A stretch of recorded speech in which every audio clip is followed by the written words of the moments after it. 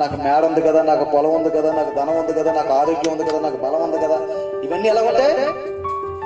ఇవన్నీ నా వెనకాల ఉన్నాయి కదా అని చెప్పించి చాలా శ్రేయస్కరంగా ఉన్నది కదా నా జీవితం అనుకుంటాం.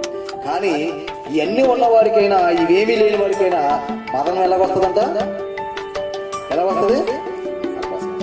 వారు శ్రేయస్సు కలిగి తమ దినములు గడుపుతుంది కానీ ఒక్క క్షణములోని పాతాళమునకు దిగిపోతారు.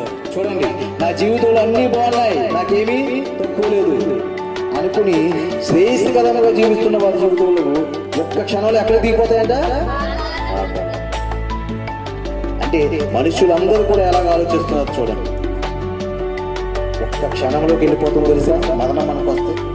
ఆ మరణం మన చెంతకి రాకముందే ఈ లోకానికి దేవుడు అనుగ్రహిస్తున్న ఈ జ్ఞానం ద్వారా బుద్ధిని సంపాదించుకుని మనిషి ఎక్కడికి వెళ్ళాలనుకున్నాడు? దేవుడు జీవ మార్గంలో నడవాలనుకున్నాడు.